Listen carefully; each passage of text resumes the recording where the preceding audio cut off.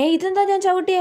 പെൻസിലോ? അയ്യോ, ഇത് പിങ്കി പീപ്പിയുടെ കൊരങ്ങന്റെ തലയുള്ള പെൻസിലല്ലേ? ആരും കാണാതെ എടുത്ത് ബാഗിലിടാം. ഇതിനി ഞാൻ അവക്ക് കൊടുക്കത്തില്ല. അവളോട് ഞാൻ എത്ര ചോദിച്ചതാ എഴുതാൻ തരുമോന്ന്, എന്നിട്ട് തന്നില്ല അവള്. ഇനി ഞാൻ തീരെ കൊടുക്കത്തില്ല.